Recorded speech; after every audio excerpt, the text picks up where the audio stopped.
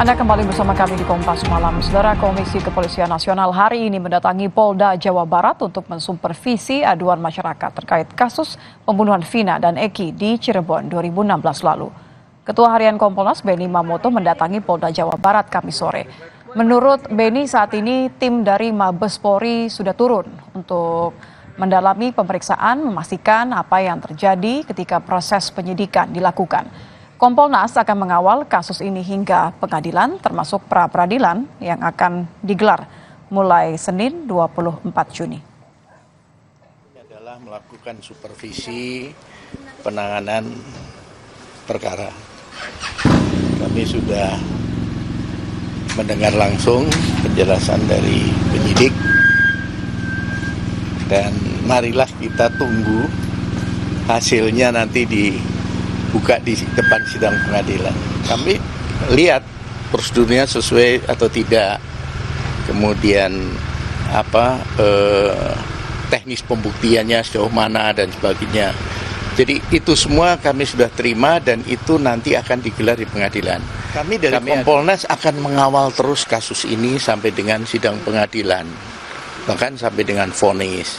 Pra-peradilan kami juga akan mengawal, kami akan hadir. Selengkapnya terkait pengawasan kasus pembunuhan Vina, kita akan membahasnya bersama Komisioner Kompolnas Yusuf Warshim. Selamat malam, Pak Yusuf. Selamat malam, Tia. Pak Yusuf, hari ini ketemu dengan Polda Jabar, apa saja hasil pertemuannya? Ya, pada kunjungan ke pemantauan langsung pada hari ini kan memang terkait dengan khusus penyidikan terhadap PS, sejauh mana perkembangannya setelah ada perpanjangan masa penahanan, bagaimana bukti-bukti yang telah dikumpulkan, karena bagaimanapun sebelumnya ketika menetapkan tersangka kan tentu berdasarkan minimal 2 alat bukti. Nah, kami Kompolnas pada hari ini telah mendapatkan satu paparan bagaimana alat bukti dan bagaimana bukti-bukti, barang bukti yang ada di berkas, yang itu tentu akan diajukan ke jaksa penuntut umum. Yang kedua, kaitannya dengan pemeriksaan saksi-saksi sudah cukup banyak, termasuk para ahli yang dimintakan keterangan sebagai alat bukti keterangan ahli juga sudah ada, baik itu ahli forensik, ahli IT, ahli psikologi, itu juga sudah ada. Dan kami tentu juga menyampaikan, kan juga ada keluhan-keluhan dari para pihak ini, ya, apakah itu pihak PS sendiri atau pihak terpidana lain yang melalui kuasa hukumnya, tentu itu kita sampaikan, kita sarankan agar seprofesionalnya itu bisa direspon dengan baik. Yang paling utama, penyidikan ini tetap harus dilakukan secara profesional, khusus untuk PS, hak-hak tersangka tidak ada yang dilanggar. Ini terkait dengan sejauh mana profesional dan keseriusan fokus kepolisian. Bagaimana Kompolnas melihat penetapan tersangka Peggy Setiawan ini sudah menjelang pra-peradilan, berkas perkara juga sudah diberikan ke Kejati?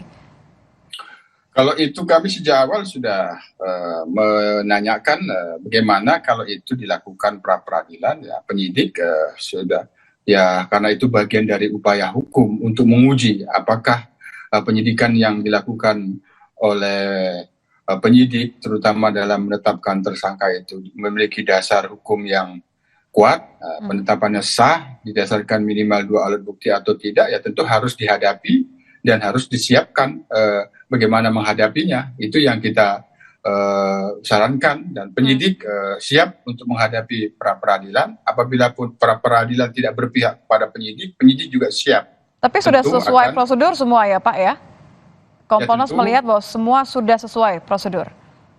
Sementara kan kami ini baru proses mendapatkan data informasi. Biasanya kan kami akan lakukan analisis dulu. Apabila ada kekurangan yang perlu ada penguatan, kita akan sarankan. Sementara yang kami sudah dapatkan bagaimana teknis pembuktiannya, bagaimana alat buktinya, bagaimana barang bukti dalam berkas PS itu seperti apa, ya sepertinya sementara ini sudah bisa menerangkan bagaimana sebenarnya posisi kasusnya, sehingga apakah ini layak untuk diajukan ke jaksa penuntut umum, dan bagaimana nanti kalau dilakukan upaya peradilan kita sudah mendapatkan gambaran. Oke. Terkait dengan dugaan Ibtu Rudiana nih Pak, ini kan ada dilaporkan dipolisikan, kemudian juga dilaporkan ke Propam. Kompolnas apakah sudah mengetahui sejauh mana pemeriksaan Rudiana ini?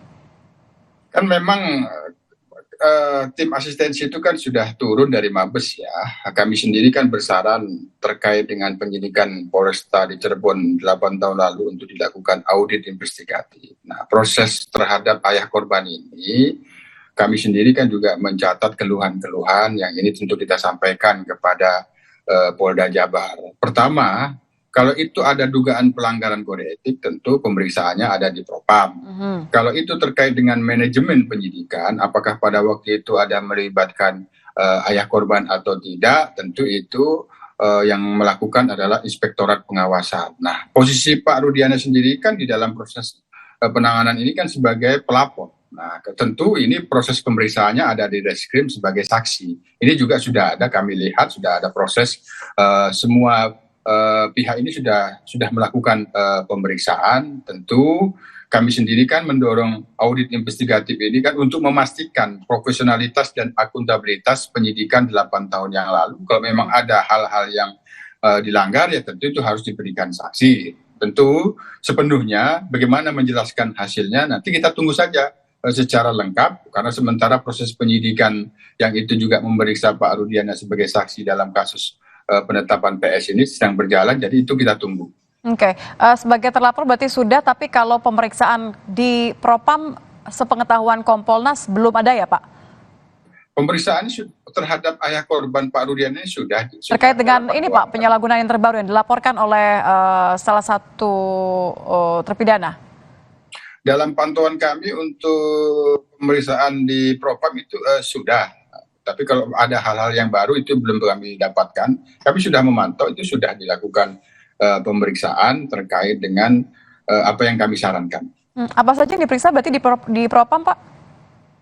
Kami sendiri kan sebagai pengawas mencatat keluhan-keluhan, misalnya bagaimana keluhannya dari Saka Tatal yang itu merasa ada diintimidasi, apakah benar diperiksa oleh Pak Rudiana ayah korban. Nah, kemarin hari ini ada penjelasan itu dari di Humas, sepertinya menjelaskan tidak demikian, yang memeriksa Saka Tatal bukan Pak Rudiana. Tapi kami tentu menunggu hasil komprehensif, bagaimana hasil pemeriksaan baik itu di Propam, Inspektorat Pengawasan maupun terkait dengan proses penyidikan yang sedang berjalan di penyidik di Reskrim Polda Jabar. Oke, apa yang akan dipastikan oleh Kompolnas ini terakhir Pak, yang akan dipastikan oleh Kompolnas mengingat bahwa ada begitu banyak layer dalam pemeriksaan terkait dengan kasus pembunuhan Vina ini, mulai dari awal pemeriksaan, kemudian juga terkait dengan penetapan Peggy Setiawan, dan yang terakhir adalah dugaan keterlibatan penyalahgunaan wewenang dari Ibtu Rudiana. Yang pertama tentu penanganan kasus 8 yang tahun lalu itu dipastikan benar-benar profesional dan akuntabel. Itu kan soal prosedur dan SOP.